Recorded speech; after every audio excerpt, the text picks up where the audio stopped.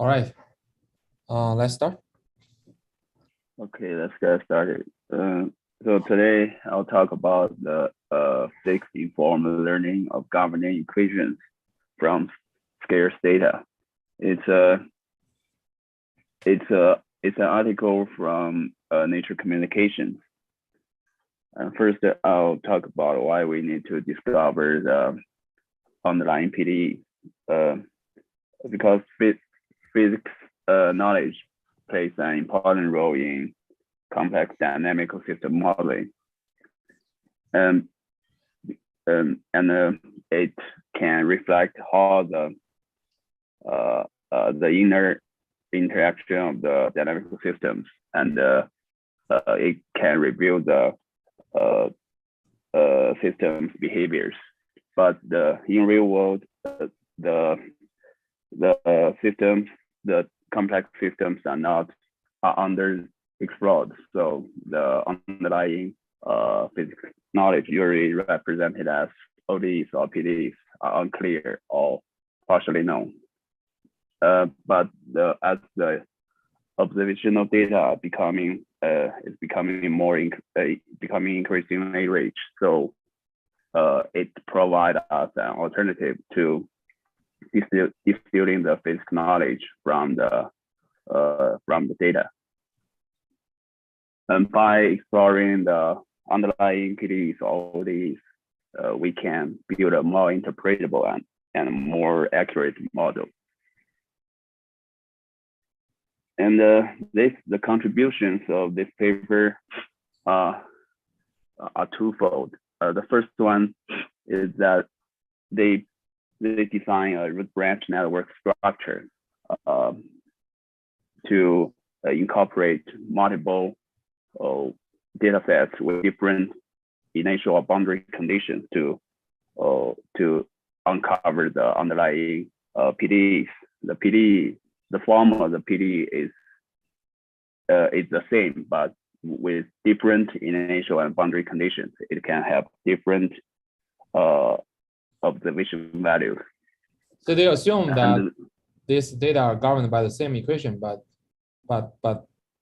they generate with different, yeah. Okay. The initial and boundary conditions are different. Okay. They share the same PDE forms. And the second one is that they want to find the underlying PDEs. At the meantime, they must identify the coefficients of different terms. And they also want to find like the most simple one to the most simple, the simplest PDE forms. So they must do the discovery and optimization and sparsity at the same time. So it's not trivial. So they propose a alternative direction training strategy to do this work at the same time. I'll cover the algorithm in the following slides. And here it's a general kind of problem statement for PDE discovery from spatial temporal data set. The objective is to find the closed form of the functional f here. UT is a time derivative of the latent solution, and f here is the functional of all these candidate terms, and p is some source term. Usually they just do the linear combination to approximate this functional, and they use phi here to denote all the candidate terms, and lambda big lambda here is the coefficient matrix. Usually it is sparse, so that they can find a parsimonious closed form. And the question here. Okay. Oh, one And thing. No problem. So the paper assumes that the U is a vector output function, right? yeah, U is the solution of the system. It's a multi-dimensional vector. Yeah. So okay, so phi here is a row vector.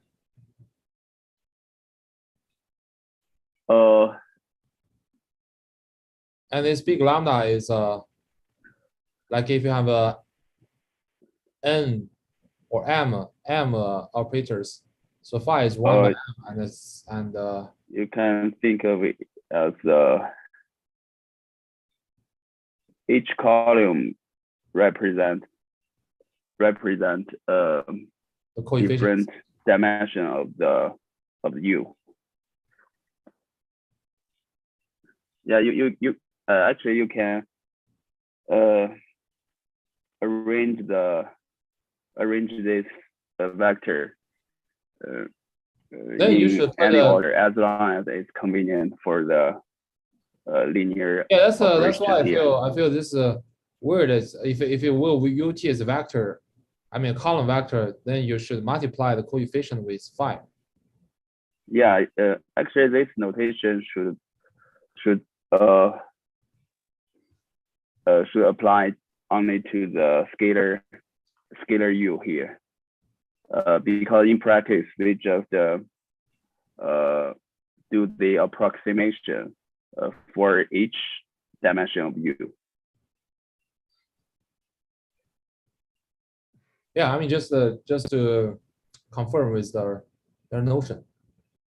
Yeah, they actually by default assume UT is a row vector, phi is a row vector, and psi is no, not psi, big lambda is m by m matrix. Yes, the notation here might not be strict, might not be a rigorous formulation. But it's definitely applicable to the scalar U. Okay. So I have a question about U. So U represent all the output value of the PDE, or U is the function itself? You mean U? U is the system solution. Could you give a simple example? Yeah, because you have most of the time you have input and output Y, right? Y might be the corrupted U here. U here is a latent solution of the system. And U is multidimensional, like F could be multivariate. Yeah, U could be multidimensional. But the output is a scalar? No, the output, if U is Y and U have the same dimension. So input and output could all be multidimensional. Yeah. Okay. You can view like U equals to U1 xt, U2 xt. Yeah, U is U is some function of X and T, because it's spatial temporal data. Okay, and X is the spatial input and T is the temporal input. Yeah. The time. Is P given? Oh no, P is not a given. It's not given. Yeah, you can approximate the P at the same time. Like here, this term can be treated as some source term or some other possible terms. And what is the UX? like uxy, uy? Yeah, oh, these terms are the polynomial terms, and these terms are the derivative terms, and these terms are some other possible terms, like maybe the combination of polynomial terms of the and derivative terms or other possible forms like sine. So the ux Function. means the gradient of taking the gradient with respect to x. Yes. Okay. Sorry, one more question. As p is not a function of x or t, and lambda is not a function of x or t. So why we have to set two things? Why not just set the lambda and p as one variable? Because sometimes you may not know the source here. It's just a general form of PDEs with respect to spatial temporal data. Maybe there are some other physical meaning for the software. Oh, I see. Thank you. Because in the this term, because I think it's because for the functional f here, you can see the arguments are only the polynomial terms and the derivative terms. And phi here may include p as some other possible term. Yeah, makes sense.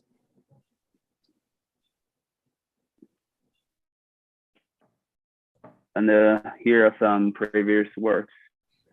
I think it can date back to 2007 and 2009 with they just discovered the underlying PDEs by using the symbolic regression and genetic programming as introduced by Nancy in our previous seminars.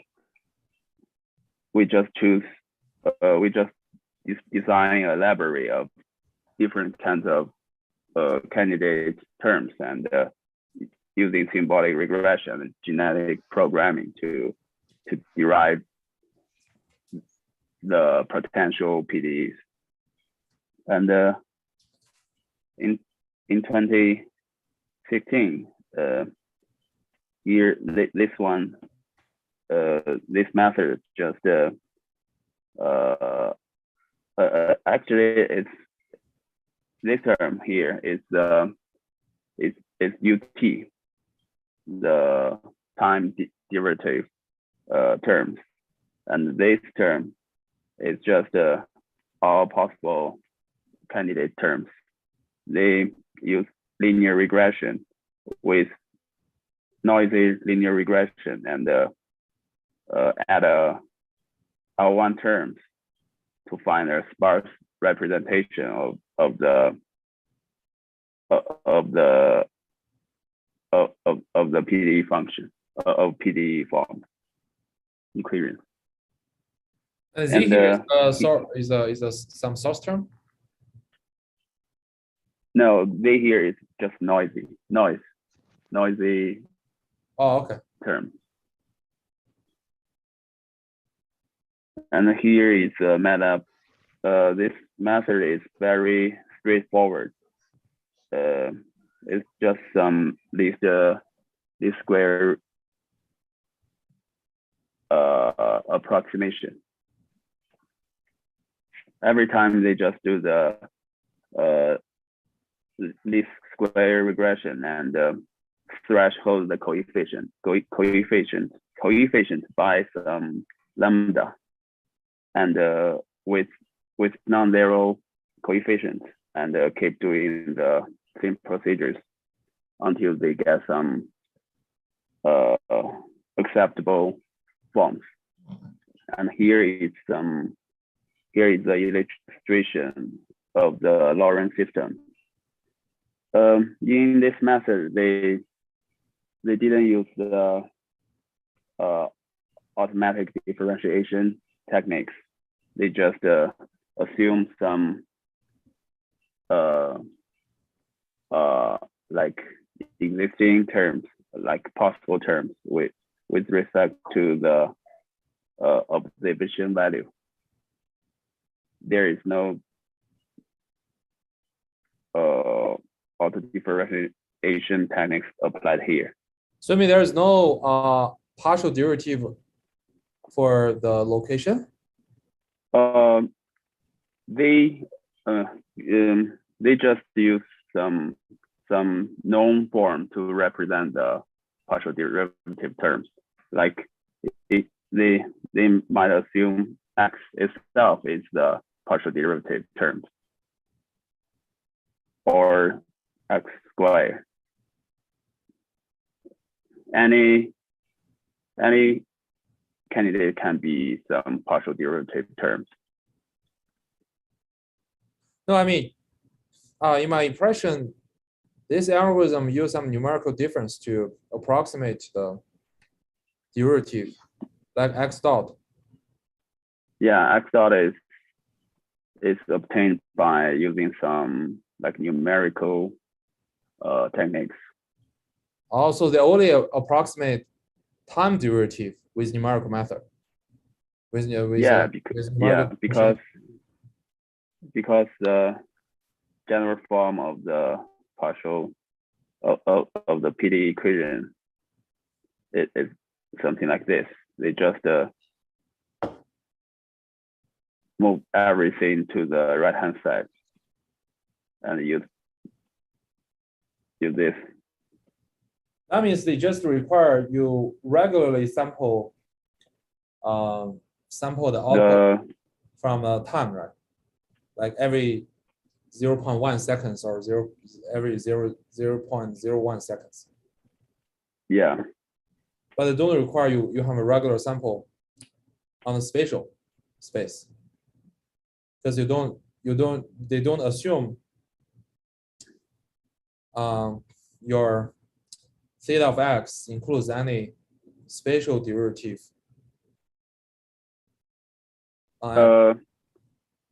You can have some. I think it's not.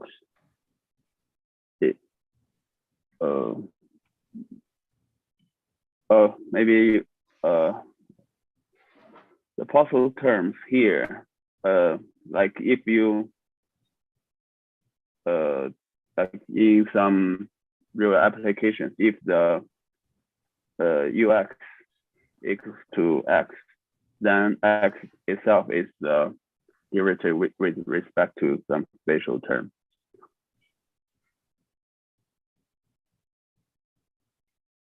But how about UI? UI may be some other like y here, but they don't use the auto differential equation, auto differential techniques to derive the ux from u, approximate u, because in PIN you just use auto differential techniques to directly derive the derivative terms from the approximate u, right? Yeah, but here, I mean, in their recovery equation, they don't contain any spatial derivatives. You mean here, right? Yeah. This one can be the derivative with respect to the spatial terms, but it's not derived using the auto differential technique. So how do they get this spatial derivative? They don't know. They don't know if this one is the derivative term. They just no, that's not. Like that means their equation design. doesn't contain. That means their equation doesn't contain any spatial derivative.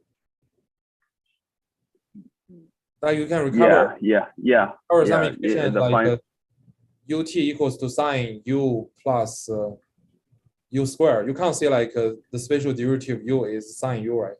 There's no guarantee. Yeah, you're correct. Yeah. The final representation, final equations might be something like this, x plus y.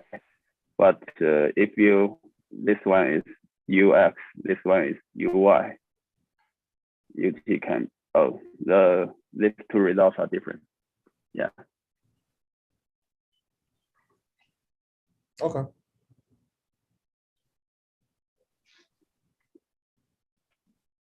And they just use the linear combination to approximate the time derivative term.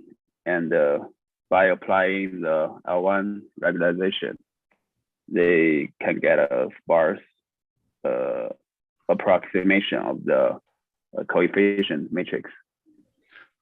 How do they do the L1 optimization here? I couldn't recognize some of the MATLAB code. So what's the procedure? They just do the least square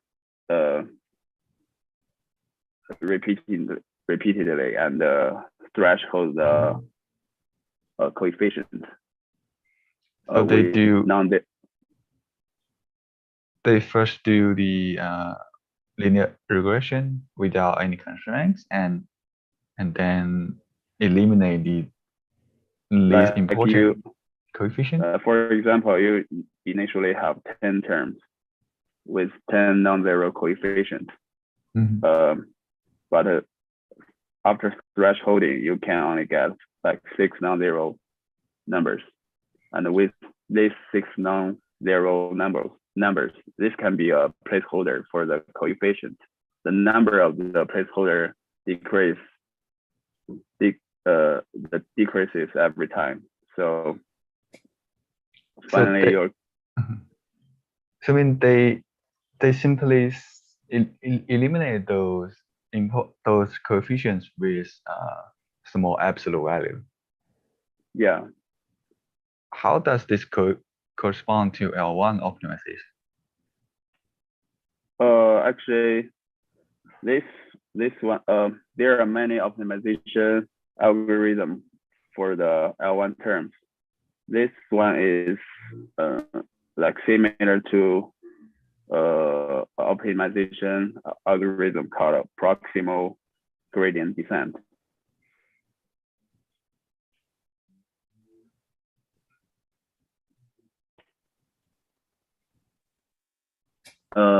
It's just use some approximate gradient to optimize this loss function, and the final procedure is just to threshold the coefficient every time you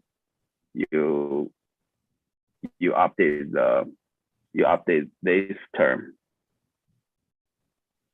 I think this one is just the proximal gradient descent. In proximal, you need to not threshold, but you need to shrinkage your solution.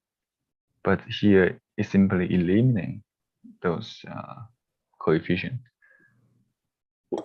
Every time after each step of update, once the coefficient is 0, it's thresholded to 0, then it will always be 0 afterwards.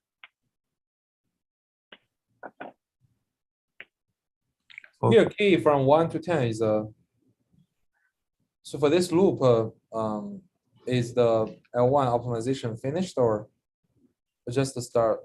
Just the start. They didn't define some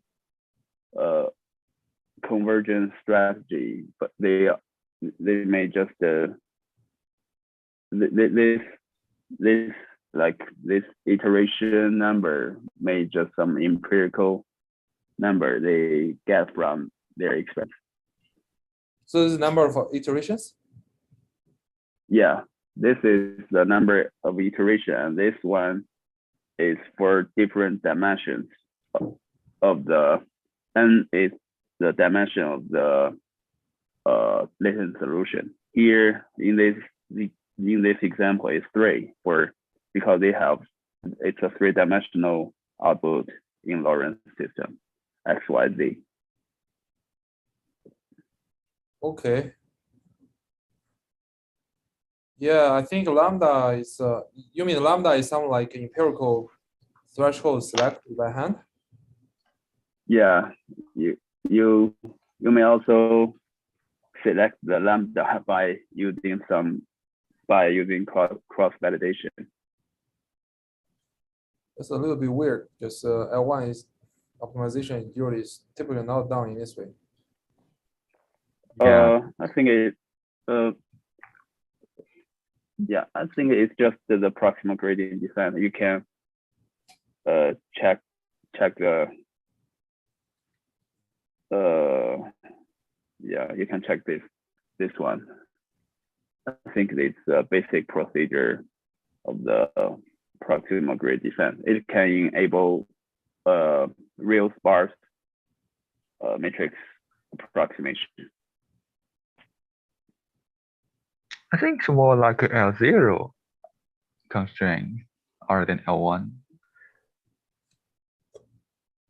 This is I'm sure it's L1, not L0. Okay. Yeah, let's move on. Because Okay. L1 optimization is very mature area. And this one, I think we are all familiar with the pin here. It's just use the neural networks to approximate the not this term, approximate the solution term U, and by using automatic differentiation techniques, we can get different derivative terms, as well as and together with the polynomial terms and some other possible terms, we can incorporate the PDE equations into the final loss function. MSEU is a data loss function. It's just the L2 square loss of the solution of the system solutions, and here is the F should be some physics residue loss, like UT minus F.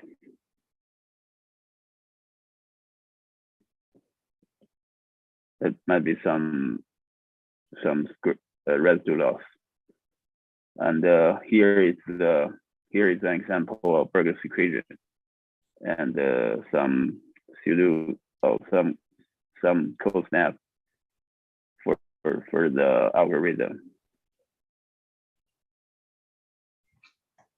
And we should know here for pain, we should know the explicit PDE form. It means that we should know the form of the PDE and the exact coefficient for each term.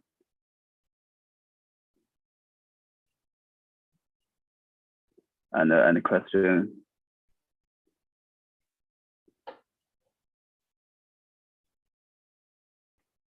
And here are two other PDE discovery algorithms. In this work, they propose a two-step procedure.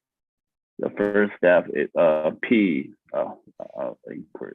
first step is to approximate the system solution with some parameterized model. P is the parameters of the model to approximate the solution.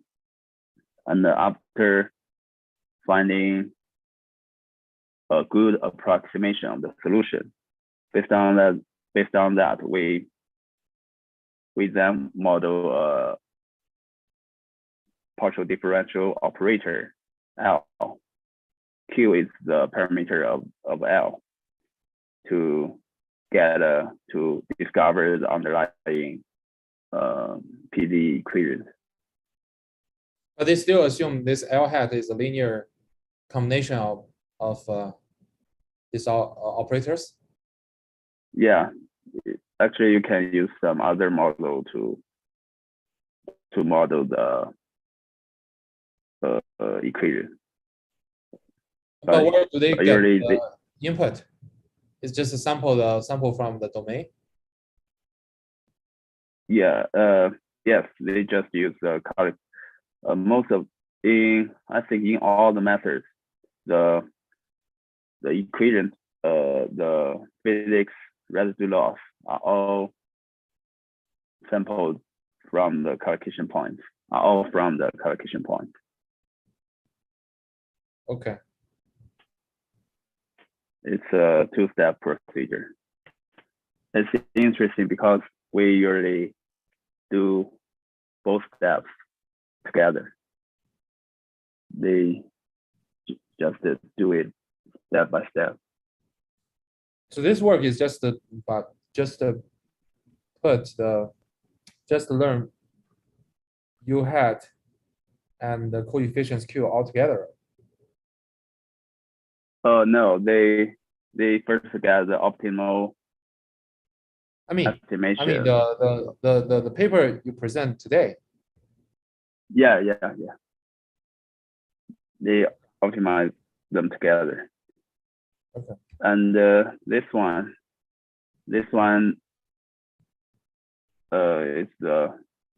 I think it except this term, one term here. The basic idea is almost the same as today's paper. So I mean this deep Like mod you, doesn't use L1 regularization over the coefficients. This figure is a deep mod. Is the method of deep mod. Today's paper they use L0 regularization instead of L1. Oh, okay. So the three works actually are the same idea, using the same idea. Yeah. So this nature condition just replace L1 by L0. Yes. And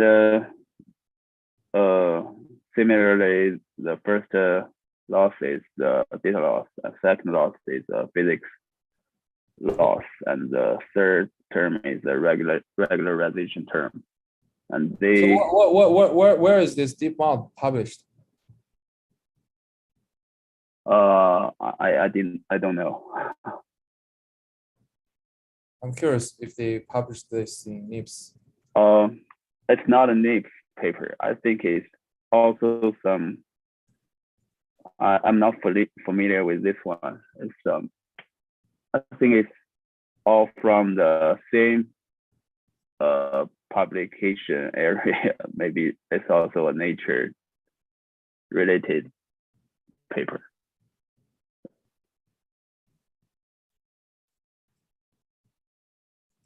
Let me search. I'm curious. And they still use the Oh. linear approximation. They published it in GCP. Okay. And for the coefficient value, they further did some normalization technique. And finally, they can find the final solution.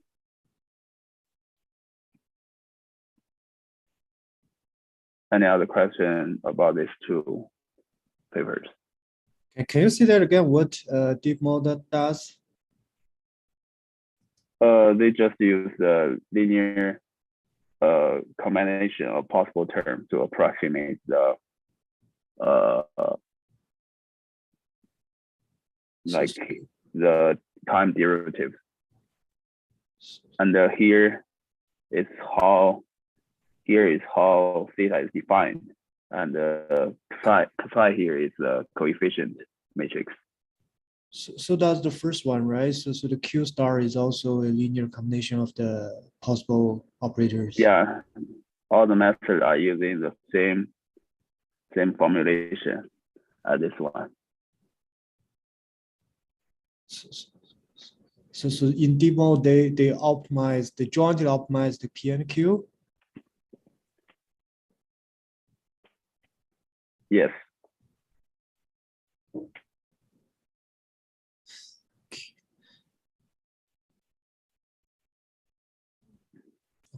Thanks. If we want to optimize P and Q together itself is and promote the sparsity itself is not it's not a trivial problem. So in this this is the illustration of today's paper. The first one is the structure for the single data set. It means each PDE we only have one initial and boundary condition. And here the mathematical N is not a normal distribution. It denotes the neural network with parameter theta. And with spatial input XYZ and temporal input T, we can get some we can approximate by passing it into the neural network, we can get some approximate system solutions. In this example, it's a 3-dimensional output. And after auto-differential equation, after auto-differential operators, we can get the candidate function terms by here. You can use some other domain knowledge to design your library of the possible terms. What And is after here? Sorry, what? The V and the W, so the output of the neural nets. So there are three terms, the UVW, right? So what's the V and W? Yeah. UVW. Yeah, U is the PDE solution, right? So what's this V and W? They are all PDE solutions. There are three. You can have in one system you can have multiple outputs, multi-dimensional outputs, and for each output you may have some PDEs or ODEs. So the system is defined by 3 PDEs? Yeah. Okay. Or more PDEs with only 3 outputs. Okay. And after linear combination, we can get some approximation of the time derivative. And R here is the residue between the approximate time derivatives and using auto differentiation techniques and the linear combination approximation. Then by constructing the loss here, the data loss, physics loss, and regularization, we can get some sparse approximation of the coefficient matrix. And finally, we can get some form of PDEs. And this one is a structure for multiple data sets for single PDE. And it's called a root branch structure. Root is the shared neural network here, and the branch is data specified neural network for each data set. And in the following procedures, they are similar to the first one here, but we get more. So the N0 theta 0 will serve as the input to each branch? Yeah. So that means they assume you have a parameterized boundary conditions, right? Right. Yes. Okay. So theta 0 is the initial parameterized of initial or boundary conditions. And then after some neural network, they fit into each branch. No, maybe for the first data set, D1, D2, D3.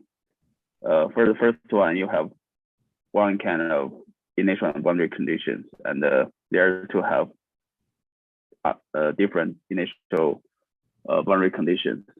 This neural network, for the first data set, you may only need to get the output of the first branch. And for the second data set, you may only need to get the second output, second branch. And this one is for the output of the third one is the the architecture of the branch and even the parameters are shared, right? The only difference is across the data is your N0. The root parameters are shared. The branch parameters are different. But how are they connected? Like, how do they design the network? They have the root network, and then what? Like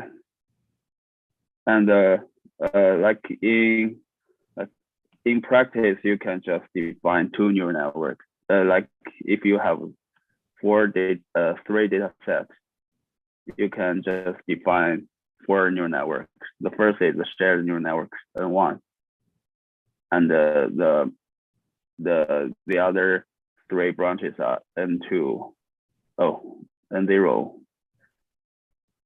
N1, N2, N3. And in implementation, we can just for the first set, we can just do this. The output of N1, we further pass it through the first branch. For the second, we can. But isn't A1, N1, N2, N3, they actually share the parameters? Because they are no, they don't share the parameters. Their parameters are different from each other. What is the output of the N0? Is a Latin vector? Then it depends. It depends on how you construct your network. Like in Burger's, in their experiments for the Burger's equation, they just design like three hidden layer of size 20, I think. Just so the output of N0 is a 20-dimensional vector, and you can treat this output as further treat this output as the input of the following branch neural network. So basically, I can design a big neural network that the pre-3 layers are shared, and I can padding the labels with zeros. Then I will train each branch net. Yeah. Okay. Yeah. Yeah. And like in PyTorch, we can just design these 4 neural networks and for each data set. For each data set, we can just do the output of N out 0 equals to N0 forward di, and then further the Ni out 0 equals to the out I.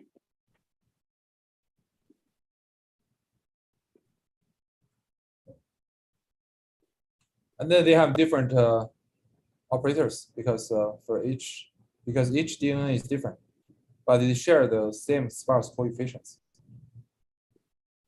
Yeah, you mean here, right? Yeah. Yeah, they just concatenate the possible terms for each data sets together and do the same thing with the same loss function and get a sparse of coefficient matrix. One question, what's the difference of the independent data sets? Are they generated from just the same dynamic system with different parameters, or they're generated? They are generated from the same PDE, the exact same PDE, and their initial and boundary conditions are different. Like they are all generated like here is an example.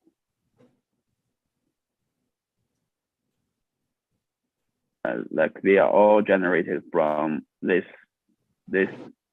Burger's equation, but with different initial conditions, they might be different. The observation values are different. So but they share the same underlying system behaviors. Oh, I see. So with these settings, I mean, the final PDE they find is robust to the different setting of their initial and the boundary.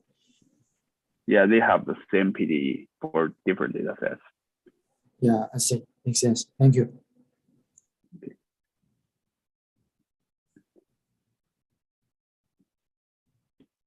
And for the loss function here, the data loss is still the square loss of the solutions.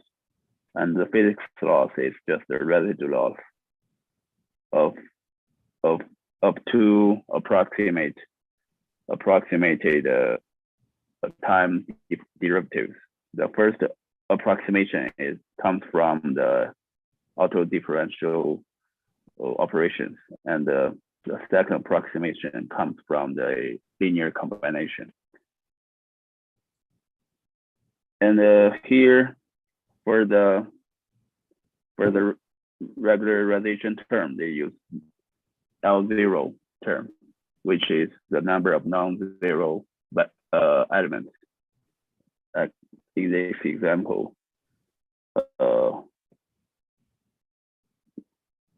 the L1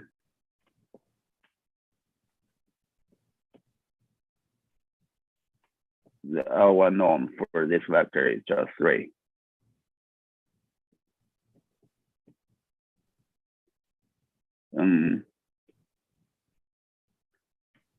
Why is 3? It should be 7. It's the number of non-zero elements. There are three non-zero elements here. 1, 2, 3. There are 3 non-zero elements. The number of the non-zero. That's the L0 now. Yeah. Okay, I thought you were talking about L1 now.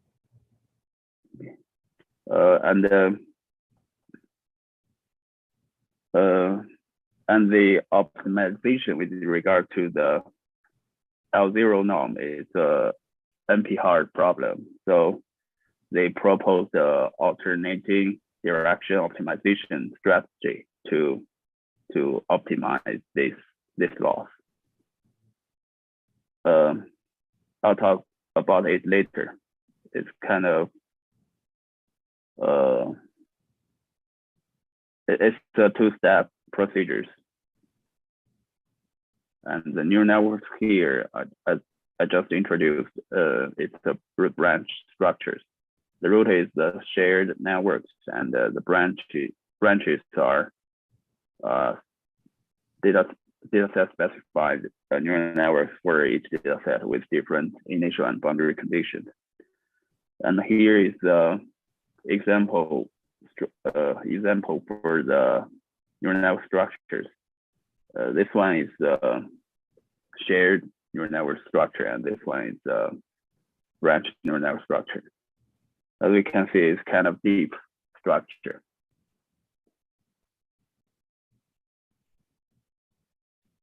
And for the optimization, this one is the total loss. They like conduct a three-step training procedure here. They first pre-training the model by using this loss function. The only difference is they use L1 regulator here instead, and they use ADAM and LBFGF together to optimize this loss function. They first use ADAM. They treat ADAM as a global optimizer. After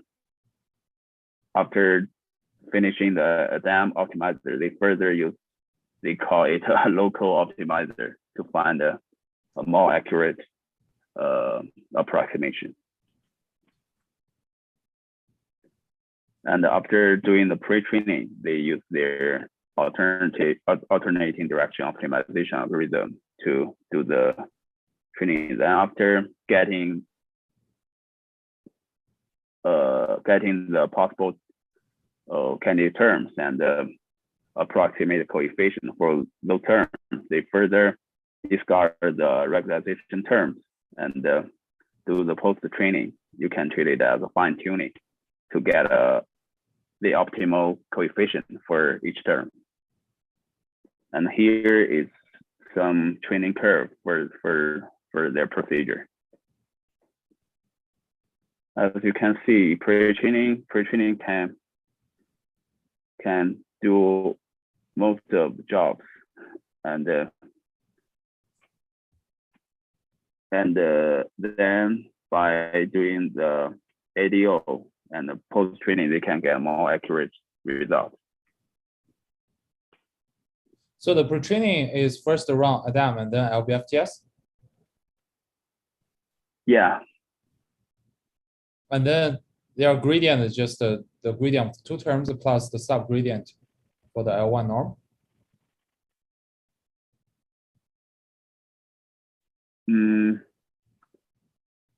No, they don't do it together. They did ADAM first, then do LBF. Yeah, ADAM and LBFTS, and for both methods, you have to give the optimizer the gradient, right?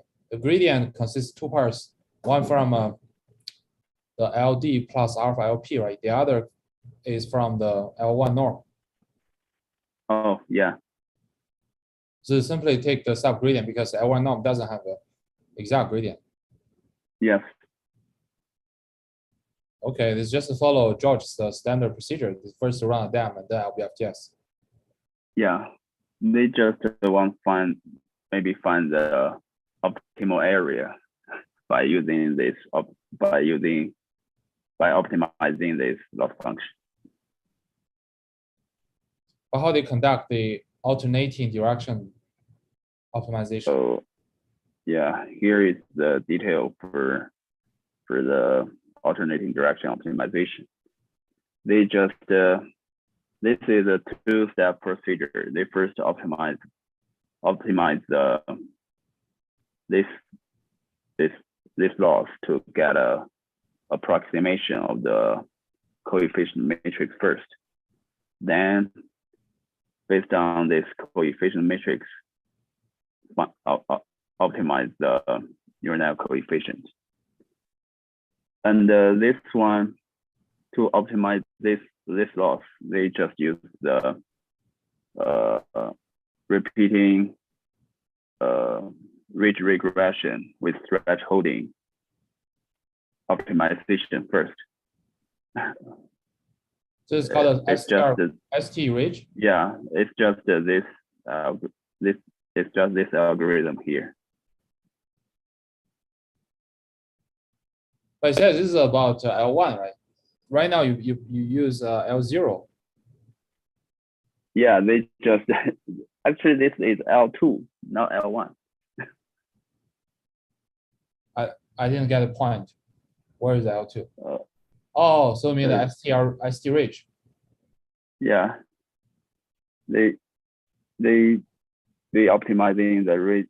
They just doing the ridge regression with thresholding to get a sparse approximation of lambda first, and then get an optimal neural network parameters afterwards. And they just it looks trivial, but they provide a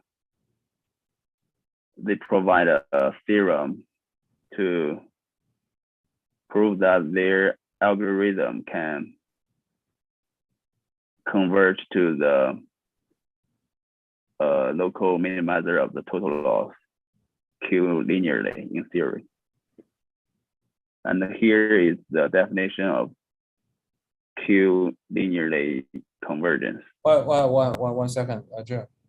So it says the theorem tells that it converges to the local minimizer of the total loss, meaning includes the data loss, the Yeah, here is plus just this loss. Can you go down? Yes.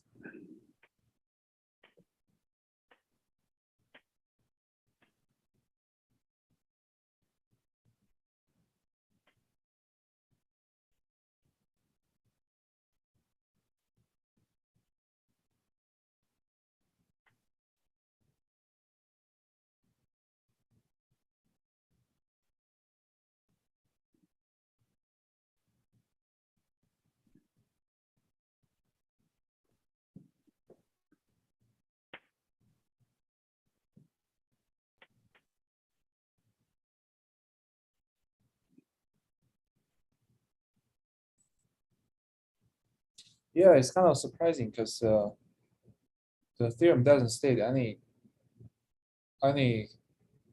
relationship with the L0 now. How does it? All this ST ridge is annoying algorithm to optimize with L0 now. Yeah, they didn't provide the proof of this theorem in their paper and supplementary material. And I'm kind of like confused that it says that let L be strictly convex in a neighborhood.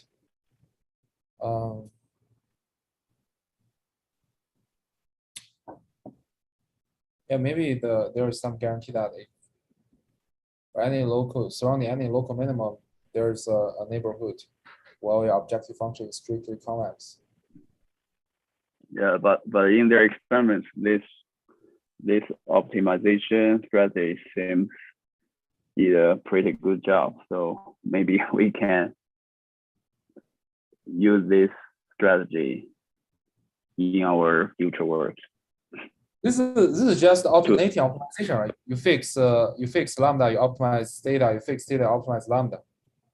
Yeah. There's nothing else. Because Shibo has done some alternating optimization before, as we did for the multi-fidelity based optimization, multi-fidelity active learning. Some reviewer criticized that you cannot guarantee convergence.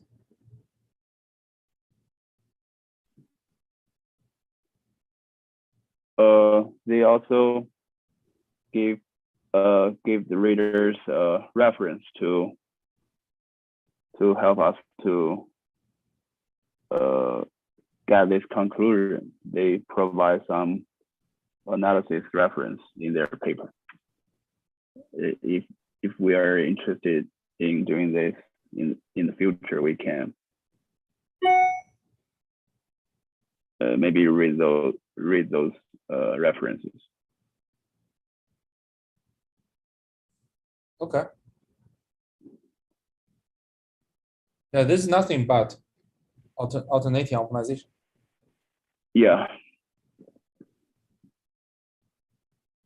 So here is the pseudocode for the algorithm.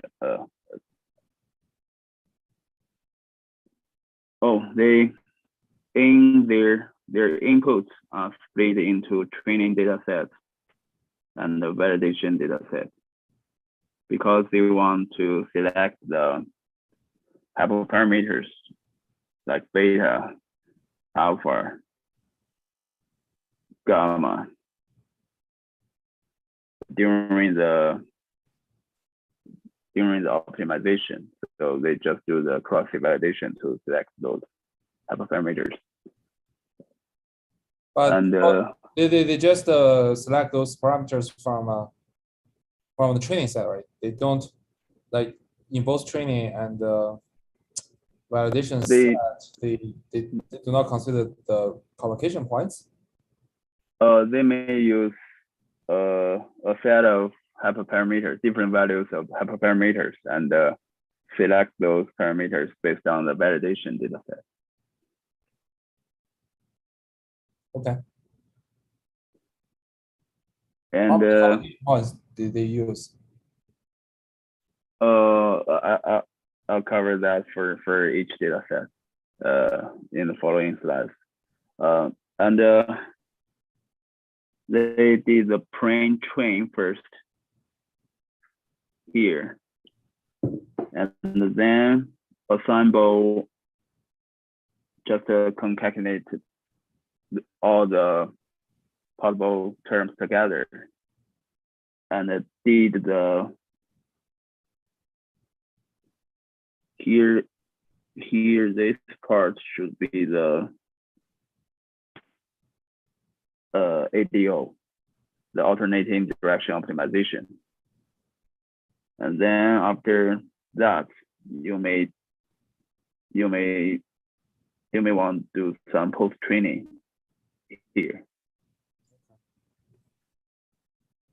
And then here they further divided the coefficient matrix into two parts. Maybe it's just to show how they do the training for multiple outputs.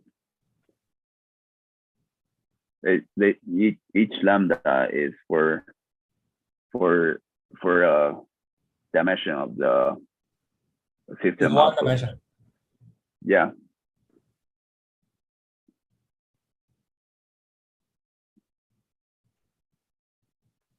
I'm curious Here, how they guarantee like ST redirection, how they guarantee to find some optimal of the L0.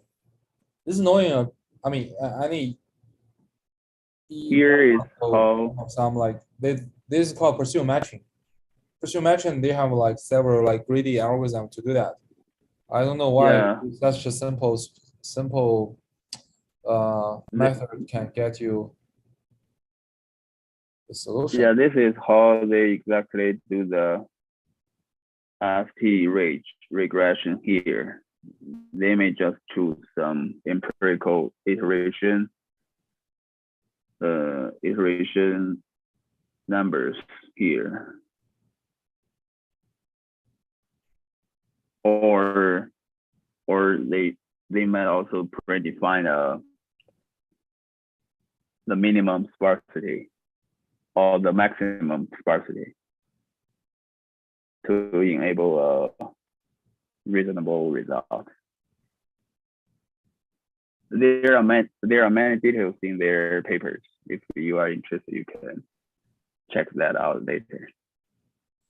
Did this say anything about the guarantee of the ST range? No, they didn't talk about the ST range convergence in their paper. They might just treat it as a useful tool in their paper.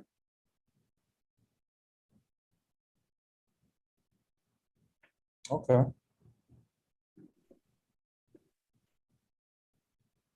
And here are some results. The error here are the coefficients error. It's the relative coefficients error between the approximate results and the ground truth. It means they all find the correct candidate terms, and based on that, they compare the coefficients value for each term and get a average relative error for each term. Not for each term, for the whole equation. Oh, another question, Zheng. So in the DeepMind's paper, do they also optimize this neural network parameter and sparse coefficients in an alternating way, or they jointly optimize? No. I didn't see the optimization detail for this paper, but they might just do the optimization together using gradient descent algorithm. Okay. And with thresholding.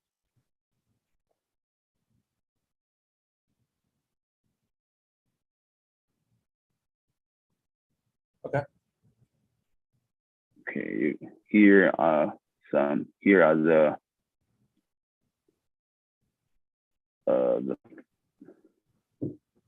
the input domain of the system. And the N0%, N1%, and 10% are the Gaussian noise.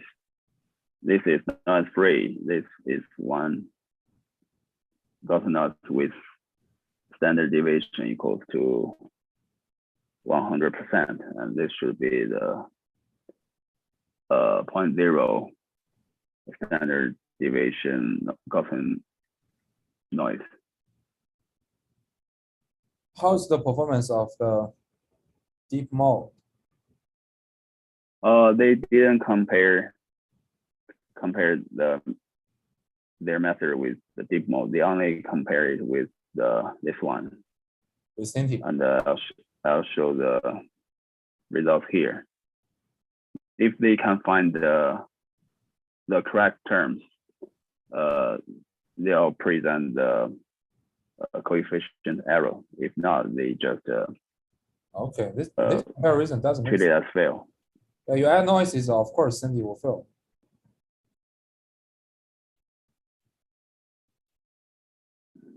And also the accuracy of the Cinti depends on your sample rate.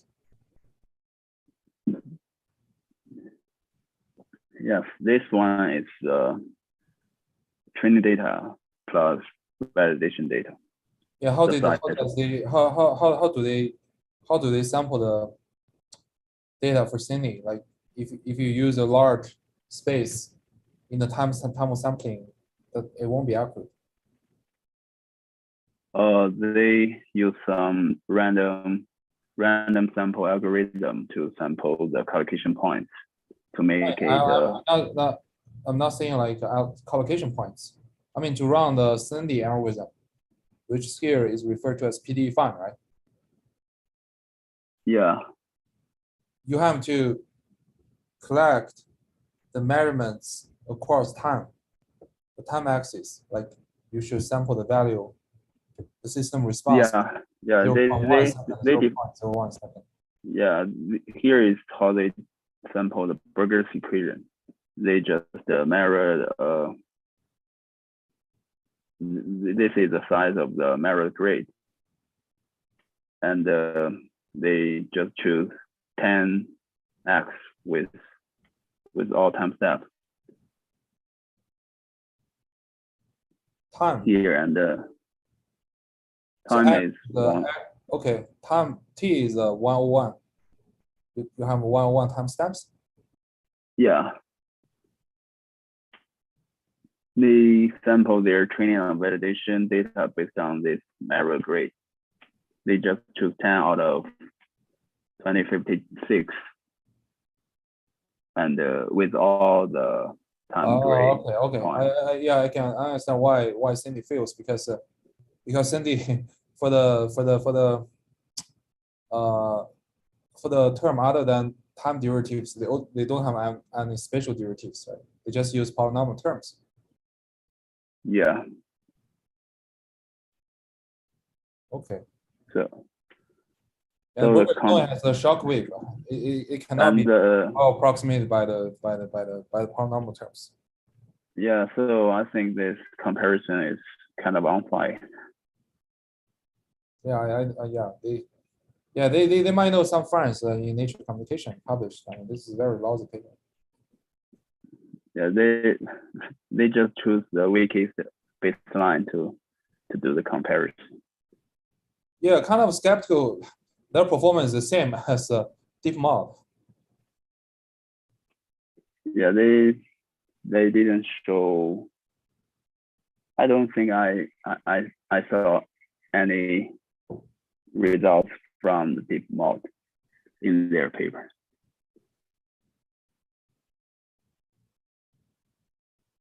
And the size of collocation points is 50,000 points. Okay. In the whole field, randomly sampled. And for the polynomial terms, they just choose these three terms, and the derivative terms, these three derivative terms, and the coefficient matrix is 0 initialized. Sorry, it should be initialized, so not initiated. But they And have their operators should contain the product of the polynomial terms and the derivatives, right? Because in Berger's you have u times ux. Yeah, they also include the combination of these two kinds of terms. Okay, for Cindy they just use the three polynomial terms, I guess. Oh, Did they report what's the candidate in Cindy? Or was it? oh, maybe they just use this. Yeah, yeah. I think they just for the Cindy they just do these 6 terms. They don't include they can include in the Cindy they don't even know these 3 terms. Okay.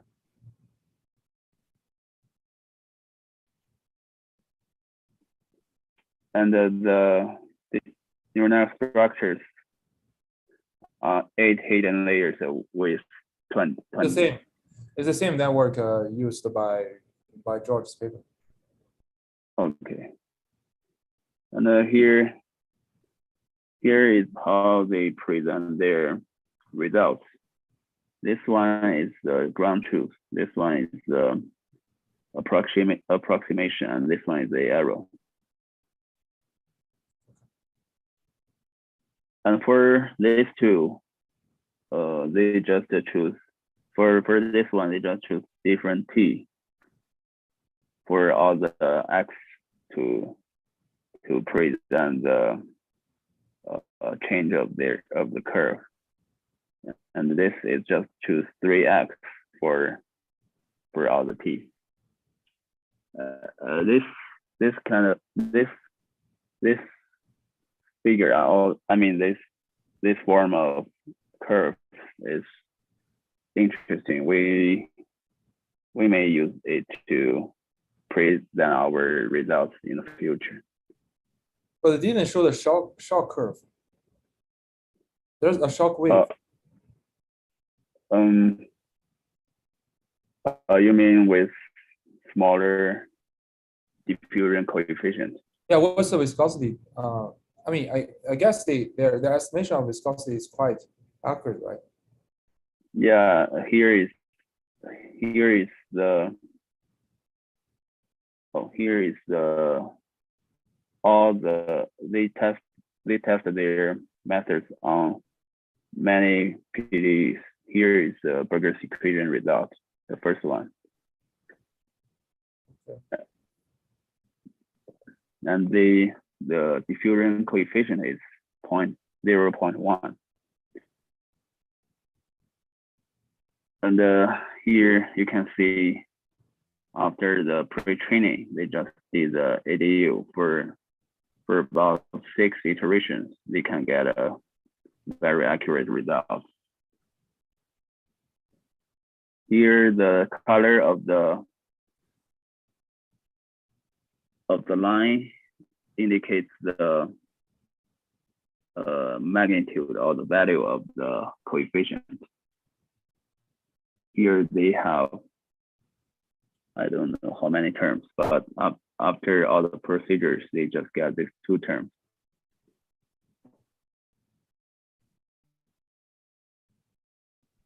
Okay, that's because they use some thresholding, right? Yes, because in the ST regression, they must do the thresholding.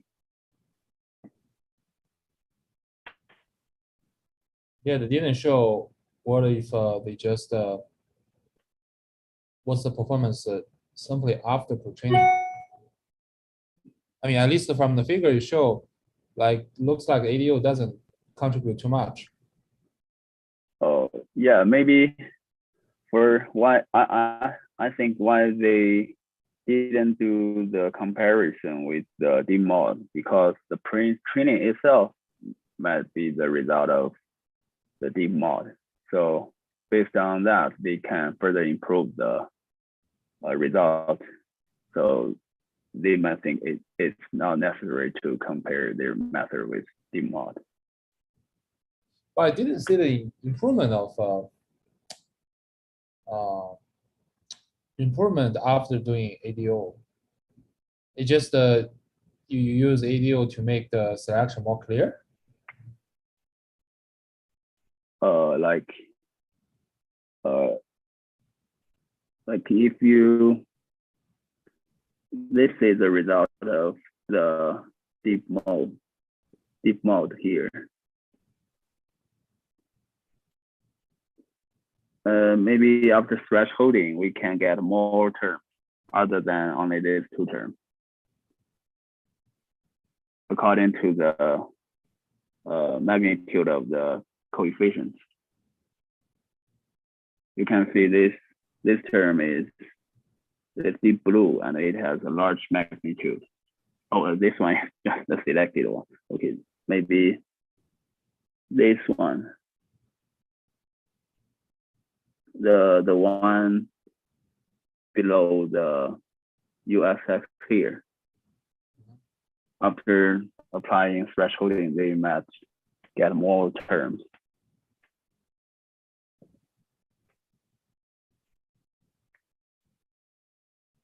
Okay.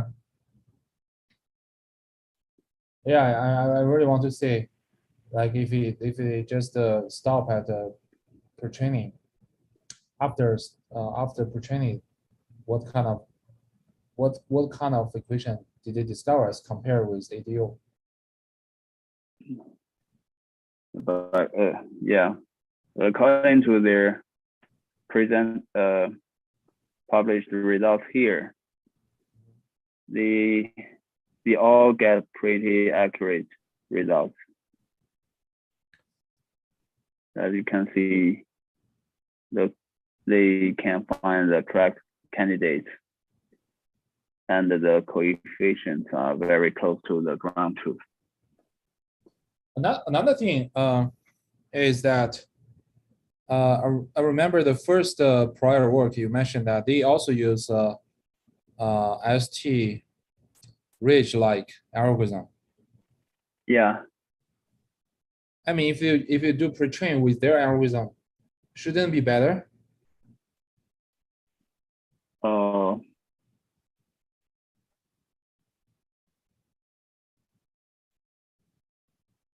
Let me see. If you go, yeah, you go up all the way up to the prior two, just explain, yeah. Yeah, right now they said they conduct pre-train simply using ADAM plus LBFGS, right? Yeah, you mean to replace for the pre-training stage, you just replace this L1 with L2, right? No, just some iterative thresholding algorithm introduced before. I think in one previous work you mentioned that they do L1 regularization. They also use some kind of iterative thresholding. Yeah, I don't know why they. You said that might be some proximal gradient, but I didn't see the algorithm difference between between that algorithm and the ST-ridge algorithm. It might be possible that if you did the hard thresholding here, you might not eliminate some tracked terms by accident. So they just do the L1 optimization first without discarding any candidate.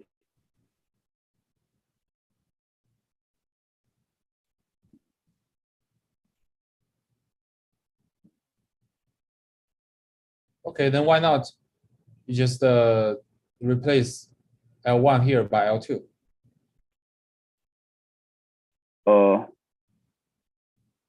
And then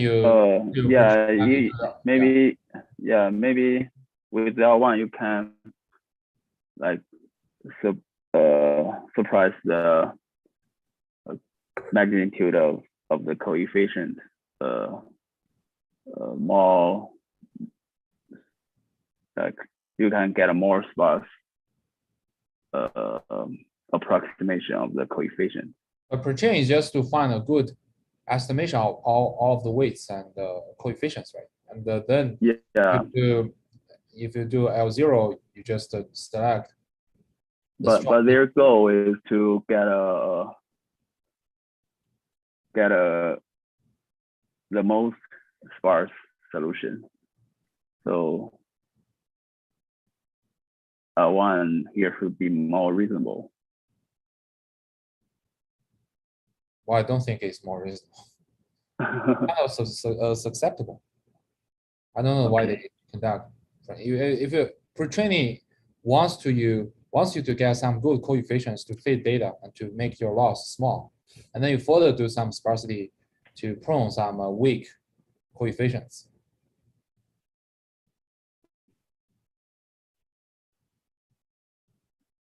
Okay, maybe actually this pre-training is just the deep mode. They might just use some existing methods. I just skim over their paper. If you look at our result, they are also very accurate. Yeah. So I don't know how they. Maybe deep mode is now like simply using a DEM plus LBFGS plus subgradient for the optimization. I don't check the details.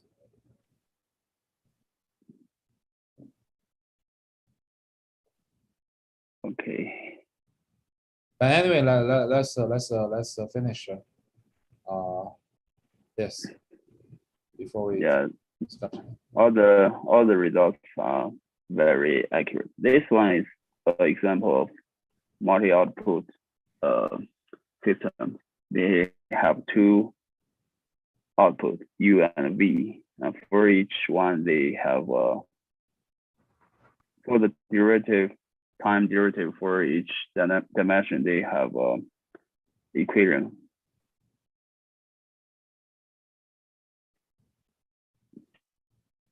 And here is the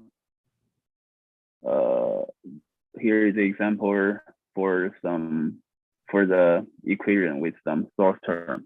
After source term, the ground truth is sine x times sine t, and they include this four candidates and their combinations into the candidates library, and they get this approximate result. It's quite accurate because it's nonlinear source term. So the sine term are also in their candidates, right? Yeah, sine.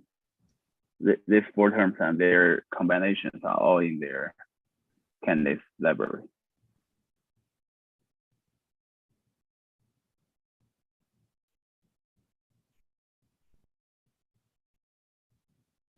quite accurate. And here is an example for multiple data sets. Here, we should be really careful with the axis here. It's only U and T. So this 1, 2, 3, 4, 5, 6 curves are for different X.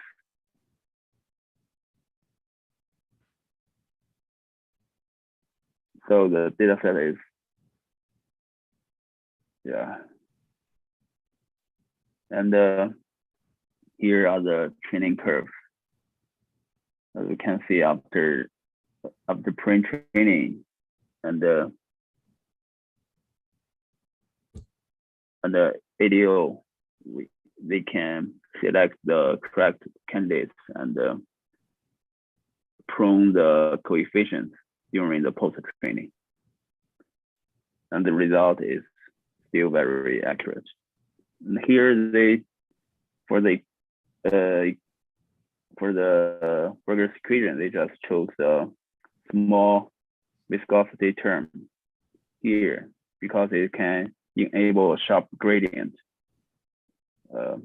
So in turn, it can challenge the deep neural network approximation. Here is a data structure, not data structure, neural net structure.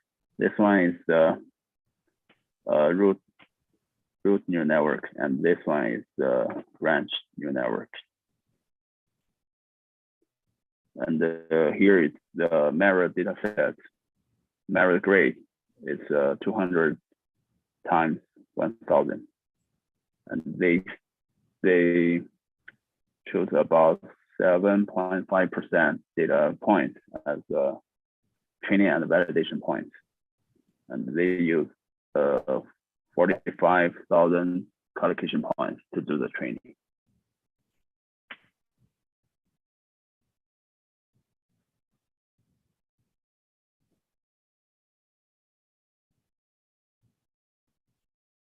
So for the figure B, it looks like there are multiple coefficients of the candidates which are around 0.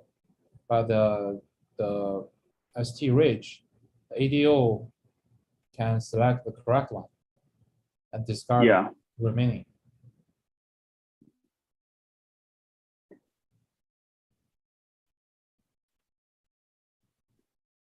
But it also depends how they do the thresholding, right? What's the tolerance level did they choose to set the thresholding? It depends on the lambda.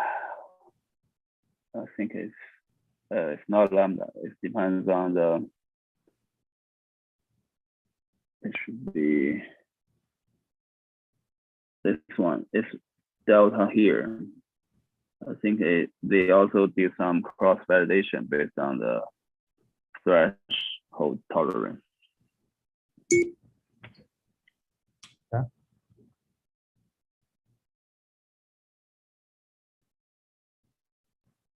And here is another multi-data set example for this equation. This equation has 2 outputs, and the ground truth is here, and the discovered ones are here, and it's quite close, but not that close as like Burgers equation. And the network structures are present here. And the input domain, it just ranges from 0 to 100, 150, both for U and O. It's not U and V. It's the input domain for the X and T. No, not X and T. It should be. It should be a 2 for X and Y, and T is ranges from 0 to 36. And for the training points, they choose 31 times 31 grade to do the training, about 900 training points, and they also choose 50,000 qualification points to do the training.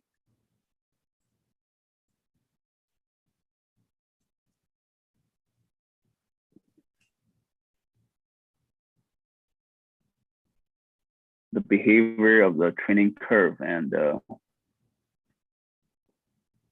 these figures are similar.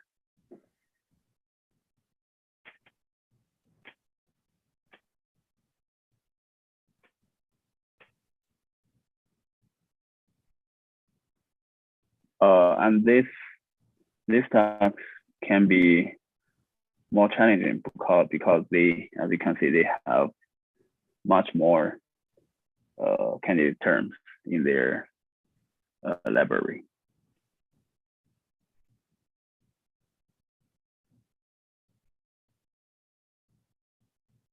And this one it's the only real data experiment. It's about the cell migration and the proliferation. Their initial guess is it's like this: some diffusion term and a reaction term. And their library is, I think this is example of their library. And for the initial conditions, they choose 1, 2, 3, 4 different initial conditions. And these 4 figures here, C, D, E, F, is 4 different initial conditions. And after training, they get something like this. And it coincides with the Fisher-Kolmogorov model.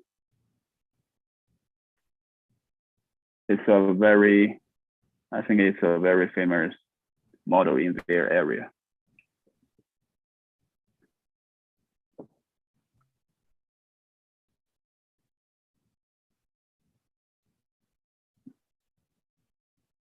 I think they simplify their experiment by first assume a known form of the underlying equation.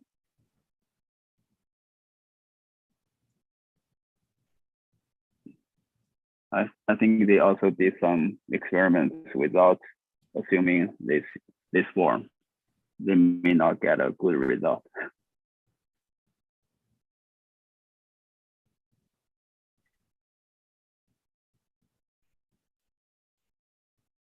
Okay. And that's it. Any question about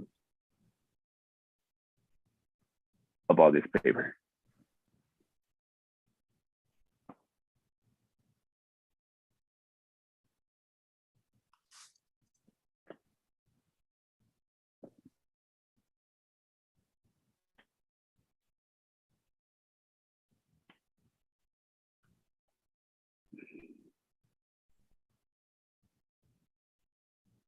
Hi, John. So I have one question. So I noticed that for both the ground truth and the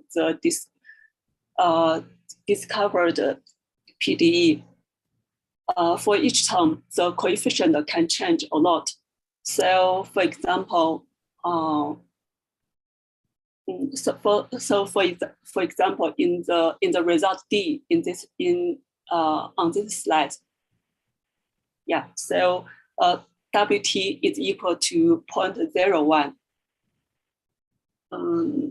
Yeah, I mean, there are 2 kinds of coefficient. One is 0.01, another is -1. I felt the absolute value of those terms are very different. But Oh, for the the yeah. The order here is not the same. This one should correspond to this one. And this one Yeah, should I know. correspond to this one. Oh. Yeah. So my my question is that so the because actually the absolute value are pretty different, but the result looks very well. They can estimate coefficient of estimate the coefficient of different magnitude very well. How can why this can do it so well?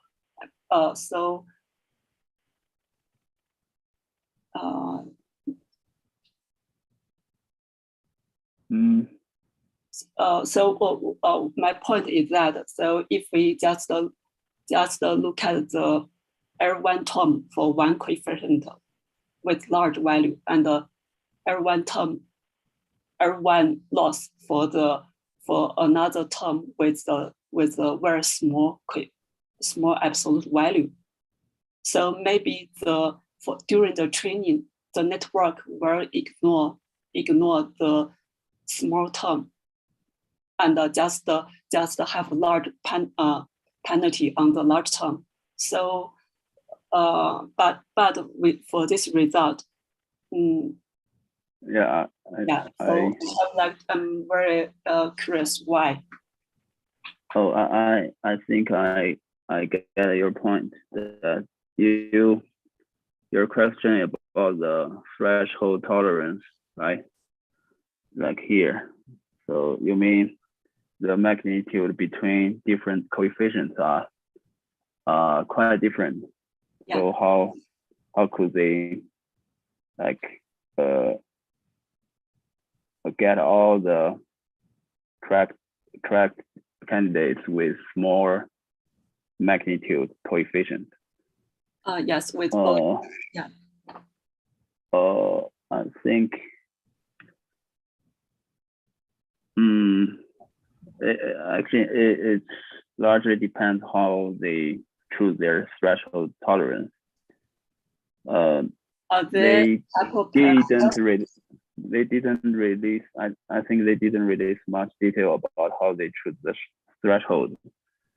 Let me check paper again. They might provide some details at the very end of their paper.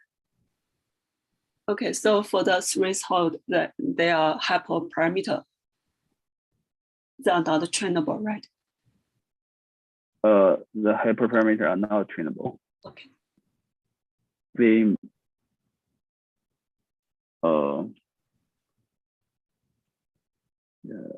That's a good question.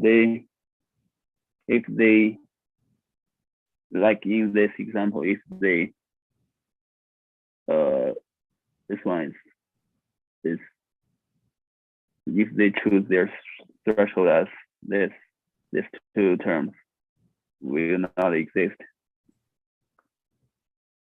Yeah.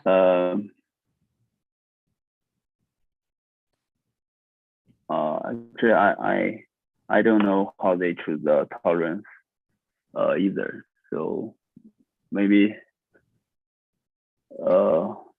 to get a good result, they can, because they know the ground truth, they can definitely choose a much smaller threshold. But in their experiments, they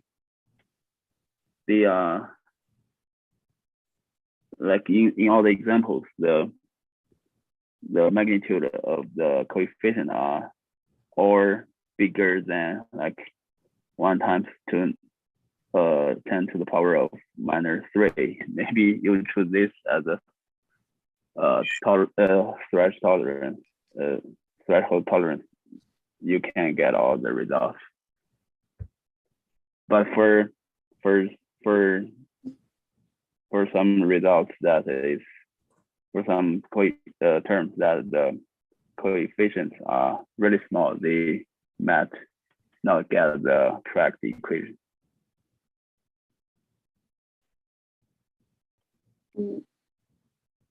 Okay, yeah, I see your point. So they, you think they use a very small threshold. So all the possible coefficient can be were kept in the final result. Yeah, before you do the experiments, they must define some significant level for the candidate to be important or to be included in the equation. So I think this can also be determined by using some domain knowledge. Okay, I see. I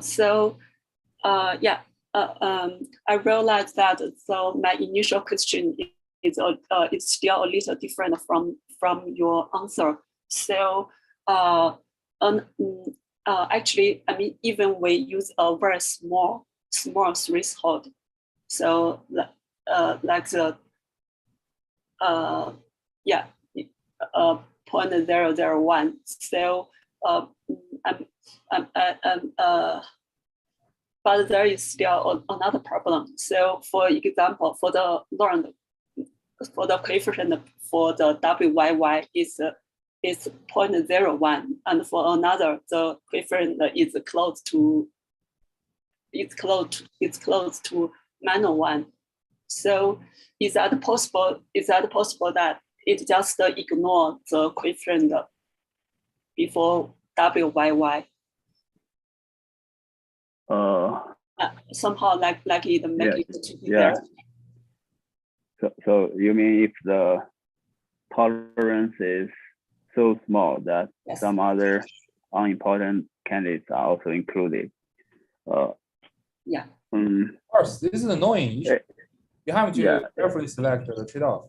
I mean, in this work, they kind of intentionally report a set of successful cases. That does not mean they don't have such kind of issue. This is an annoying problem in feature selection problem, like sensitivity and specificity trade-off. Yes, you must try different tolerance level, I think. And that's why I'm a little bit upset about this paper, because they don't highlight their contributions and how they select this threshold. Yeah, one question. John, how many training points did they use? Not the collocation point, but the training points. You mean for this one, they just use the 80% of about 1,000. So the training should be about 800. Okay. Like it's like the. How about the others? They're all about like a few hundreds. No, like for this one, they just use about 7.5% merit points to do the training. This is 150. Yeah. This. No, 150 times 7. Oh, it's not small. Yeah, relative to the it's small relative to the merit, all the merit data points. That's collocation points, right? These are not collocation points. This is the number of collocation points.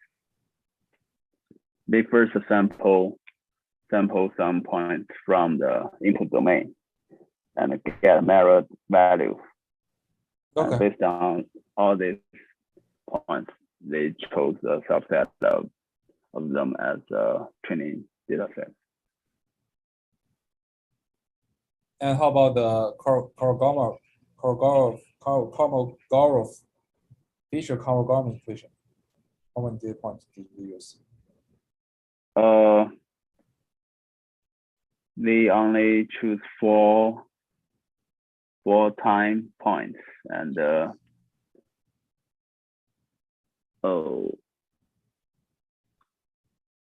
let me check it again. We chose.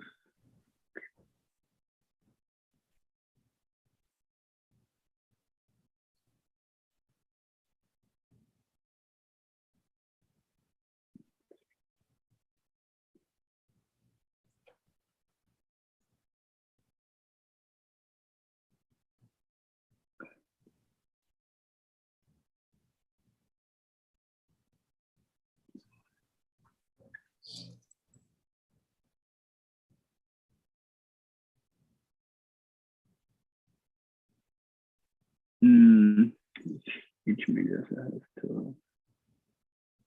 They have like for each data set they have 38 by 5 merit points, but they only choose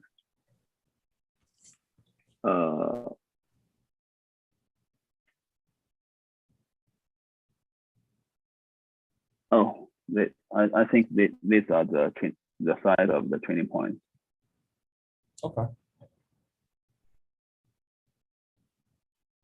Around 190. Yeah, remember actually 2 years ago, I have asked you to do the same thing, except that we want to use some Bayesian formulation to this. Yes, actually based on this idea, we can just use the neural network structures to find the possible candidates, and based on the candidate terms, we can further use some like symbolic regression to get some nonlinear partial differential equation forms. Yeah. Okay. Any other question?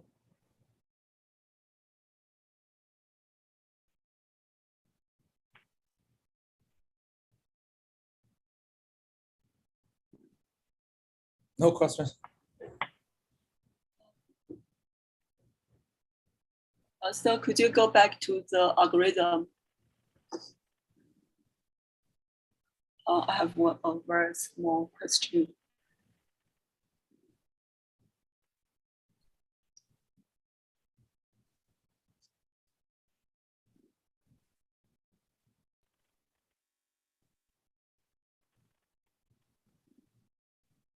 So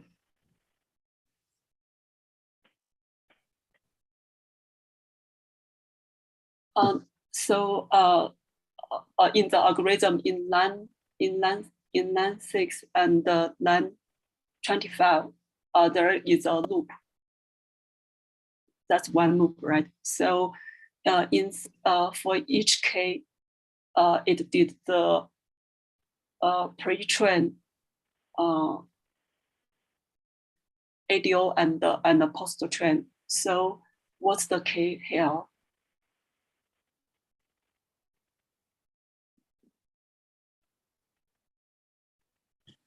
So this one,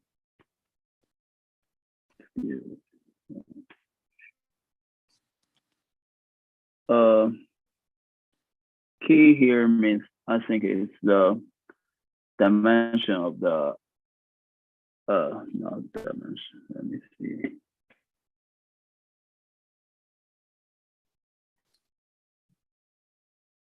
Key. Oh, it's the number of data sets. Okay. Because it has multiple branches. It's for each branch.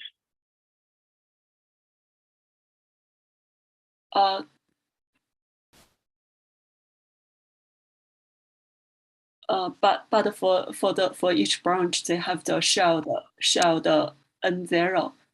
So for where the N0 phrased, or they are still trainable for different data set.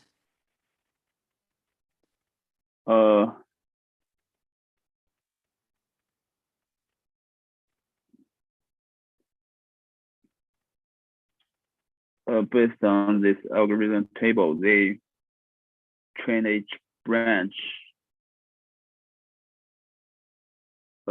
separately. Yeah. But I don't think they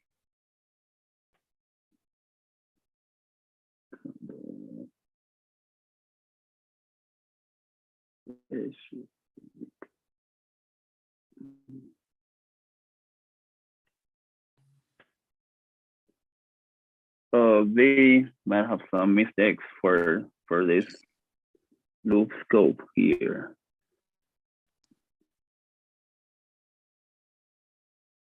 Because according to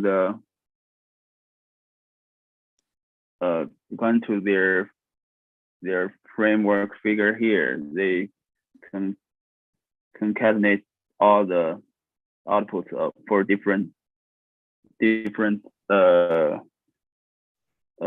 sets together. Oh, okay. Then do the optimization. So they might did this for loop wrong here. So you mean that the trend, the loss, okay, the loss should be outside the loop. I don't know. Maybe we can check this later, because I don't know if they did some engineering trick here to make this loop like working. Yeah, I see. Thank you. And I also because I didn't know the dataset well. How did they generate the data? I'm very curious that why for different, I mean, for those data set that they generate with different initial condition, but they require different sub-model to learn them. So why the data set were changed were differ so much to each other? I just don't understand why the sub network needed for each data set. Because they, for the same input domain, like for this one, you at time zero, you might have different values for different axes. So according to the partial differential equation, they can with the evolving T, they can have different values for the following axis. So that's why they are different. Okay, I see. Because along the time axis, current time value always depends on the previous one. So with different initial conditions, they can have different values for the whole domain. Yeah, I see. Thank you. I have a quick question. On your last slide, for that cell problem, how did you say that they were able to assume that particular form? Or why did they assume that form of the PDE? You mean this one, right? Yeah. Oh, they just treat the cell migration as some diffusion like process, and the proliferation as some reaction process. Okay. So for the diffusion term, I think the general form is like in this one, and for the reaction term, they just use some functional to approximate. Okay, so they were using like prior knowledge of the particular. Yeah. problem? Okay. Did they give any sort of results on what their method finds if they didn't sort of constrict it to this particular format, or? Yes, the final discovered equation here coincides with this Fisher Kolmogorov model in the bioscience area. So they just mention it in the paper, and to prove that the discovery is reasonable. Oh, so did they, using this sort of diffusion reaction format, did they not somehow like restrict their library using that knowledge, or is that what they did? Or yeah, for the library design, they just provide a simple example here. They didn't provide details about how they design this library. okay, It's some regular polynomial terms and some derivative terms, and the combination of them. yeah, Maybe because they know the Fisher Kolmogorov model, maybe they just come up with some terms in the Fisher Kolmogorov model and add them into the library. okay, that makes sense. Yeah.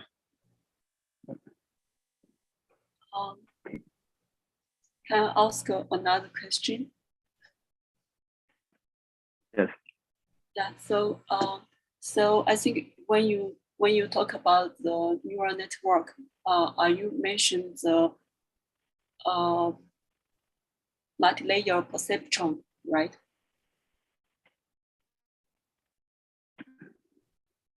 Yeah.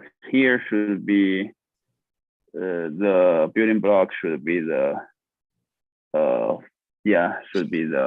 multi-layer perceptron. So I mean, in pins, are the network structure always like this, or is there any other structure? I mean, the basic block of the neural network. No, they didn't design some other special structures for their method, because they don't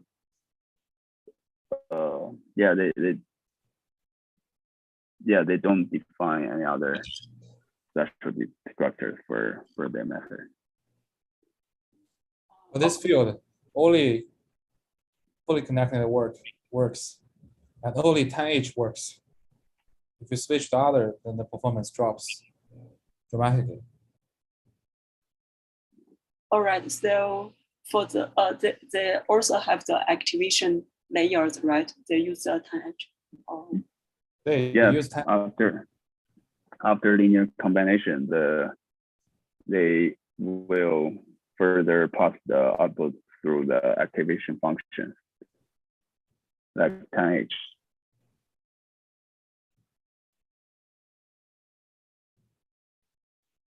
Okay, I see.